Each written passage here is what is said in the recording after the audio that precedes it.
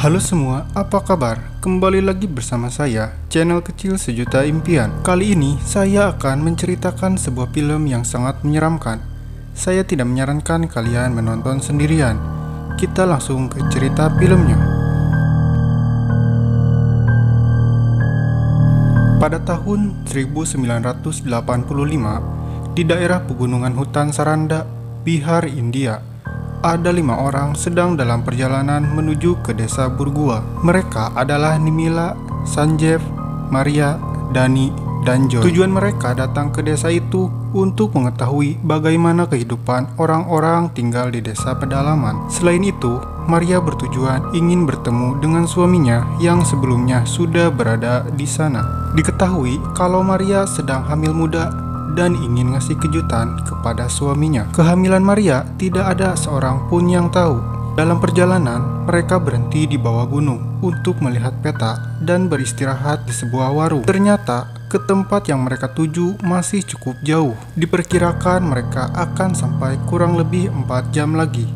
Karena hari sudah mulai petang, lalu mereka melanjutkan perjalanan. Sebelum berangkat, Sanjeev menanyakan jalan terdekat menuju desa Burgua kepada Pak Tua yang menjaga warung. Pak Tua pun terkejut, lalu meminta mereka untuk tidak melanjutkan perjalanan. Akan tetapi, Sanjeev tidak mempedulikannya dan mereka pun melanjutkan perjalanan. Setelah di perjalanan di tengah hutan, tiba-tiba ban mobil mereka bocor.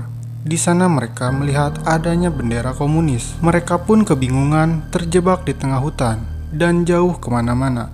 Di dalam mobil juga tidak ada ban serepnya. Di sana juga Maria mulai muntah-muntah. Mereka mengira Maria masuk angin. Mereka berpikir tidak mungkin mereka hanya menunggu di sana. Dani dan Sanjeev memutuskan untuk kembali ke warung Pak Tua untuk meminta bantuan dan meminta kepada mereka bertiga untuk menunggu di dalam mobil. Tak lama kemudian, Sanjeev dan Dani dan juga Pak Tua kembali ke mobil. Pak Tua mengatakan tidak ada yang bisa membetulkan mobil mereka di sini. Apa boleh buat, mereka terpaksa harus menginap di daerah ini untuk 1 malam. Mereka meminta kepada Pak Tua untuk dicarikan tempat untuk mereka menginap. Lalu mereka pun menuju ke tempat untuk menginap. Perjalanan mereka ke tempat menginap harus masuk dalam lagi ke dalam hutan. Daerah itu juga hanya dihuni oleh beberapa orang saja. Dan ternyata tempat itu ada di puncak gunung yang berada di tengah-tengah hutan. Rumah kosong yang lama sudah tak pernah ditempati. Tibalah mereka di rumah itu.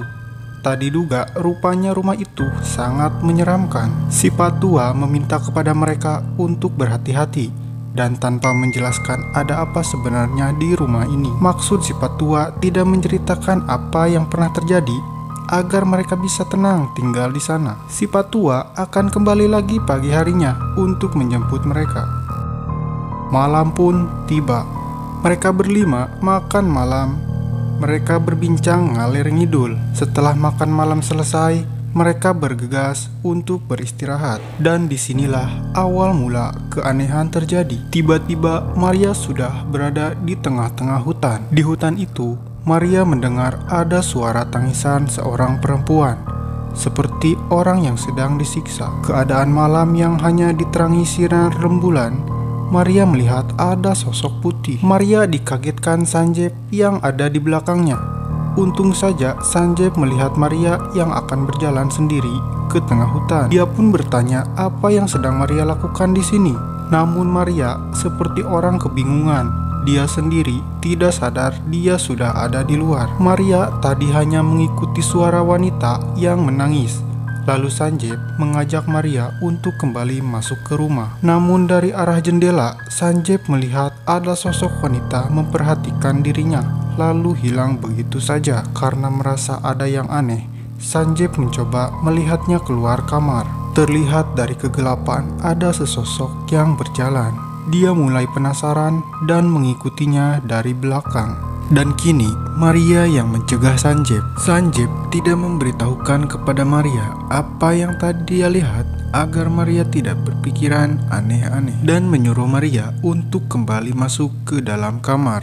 Malam itu Maria mimpi yang aneh.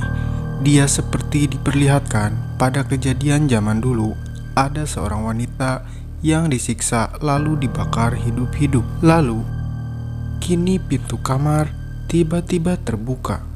Maria mulai ketakutan dan mencoba membangunkan Nimila. Namun Nimila tertidur sangat pulas, bukannya tetap berada di dalam kamar. Maria malah melihat keluar, memastikan tidak ada siapa-siapa. Dari arah depan, Maria melihat ada sesosok yang mendekati dengan cepat. Hanya ditemani lilin, Maria yang mencoba untuk melihat apa yang ada di hadapannya. Maria tak sadar sosok itu ada di sampingnya, dan lalu tiba-tiba dia ada di depan sebuah cermin kaca. Suara nyaring pun mendekatinya karena pintu tertutup keras sehingga membuat mereka semua terbangun. Mereka menemukan Maria sudah tergeletak di salah satu ruangan. Mereka tidak tahu apa yang terjadi kepada Maria. Di pagi harinya, ternyata si Patua tak kunjung datang. Apalagi kondisi Maria yang kini sudah mulai demam. Dani dan Sanjep memutuskan untuk menyusul si Patua ke desa. Jarak antara desa dengan rumah yang mereka tempati cukup jauh, berada di bawah pegunungan. Joy bersama Nimila menunggu di rumah agar mereka menjaga Maria. Namun Joy menemukan Maria kini sudah berada di sebuah ruangan. Maria hanya duduk terdiam dan terdengar suara Maria yang berubah. Merasa ada yang aneh, Joy lalu memanggil Nimila dan mencoba memanggil Maria untuk mengajak kembali. Namun Maria berbalik badan dengan wajah anehnya. Dani dan Sanjeev berhasil menemukan desa Pak Tua, di mana di desa itu hanya dihuni oleh para lansia.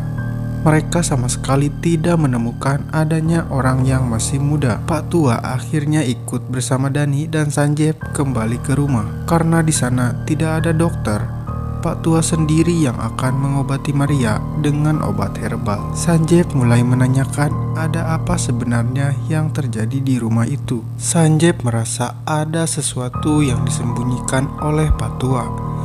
Namun sampai pada saat itu, Pak Tua tidak mengatakan apapun soal rumah tersebut. Sesampainya mereka di rumah, terlihat Nimila bersama Joy berada di luar dengan muka mereka yang ketakutan. Joy tidak tahu kenapa Maria menjadi aneh. Joy sempat mendengar Maria menyebut nama Santali. Maria pun masih duduk dan terdiam mengarah ke jendela. Dengan perlahan, Dani mencoba mendekatinya.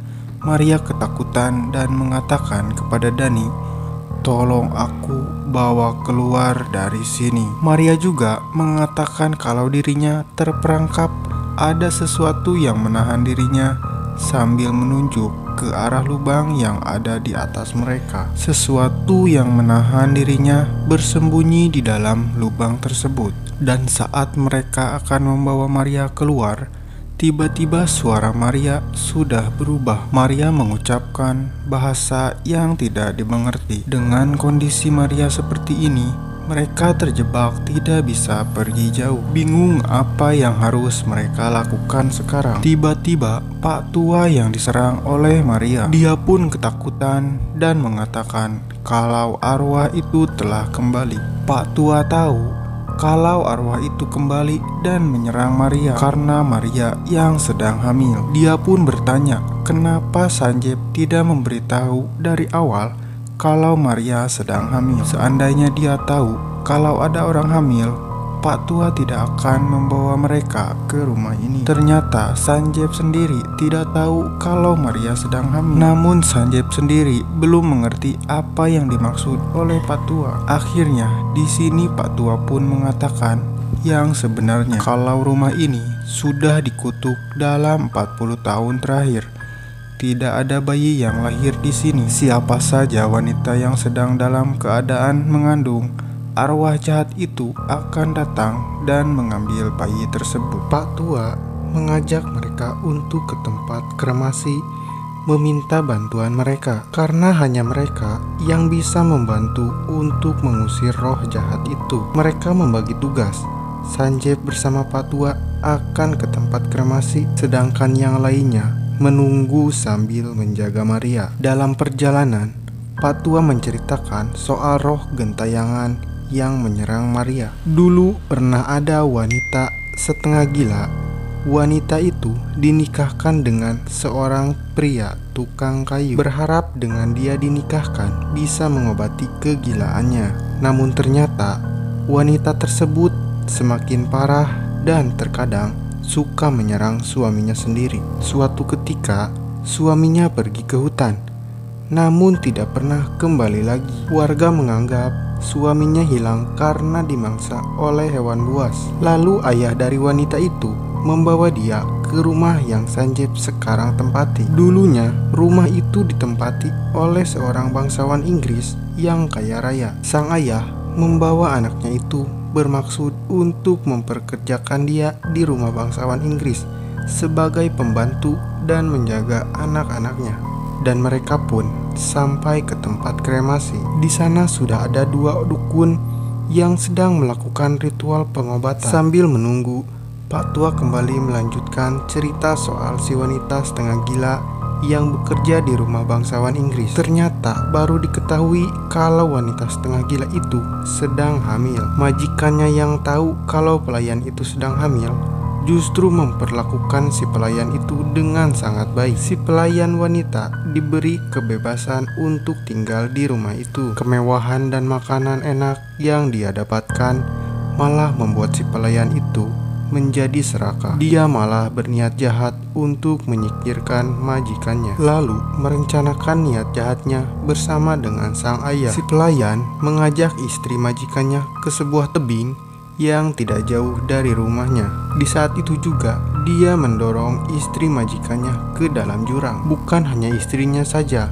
anak-anaknya yang ikut, dan melihat kejadian tersebut dia pun lalu membunuhnya. Lalu si pelayan itu beralasan kepada majikan laki-lakinya kalau istri dan anak-anaknya kecelakaan hingga mereka terperosok masuk ke dalam jurang. Tak sampai di situ saja, si pelayan yang kehamilannya sudah membesar, dia mulai dengan sandiwaranya menuduh dan memberitahukan kepada warga desa kalau kehamilannya karena pembuatan majikannya. Berharap dapat simpati dari warga desa, justru ayahnya sendiri yang tega menuduh balik kepada anaknya yang telah melakukan zina dengan sang majikan. Dan di sini akhirnya warga yang terprovokasi oleh ayahnya menghukum anaknya dengan si majikan itu. Mereka digantung lalu dibakar hidup-hidup. Dan yang lebih mengerikan lagi, si wanita dibakar dengan kondisi sedang hamil, yang awalnya bermaksud ingin mendapatkan kekayaan dari majikannya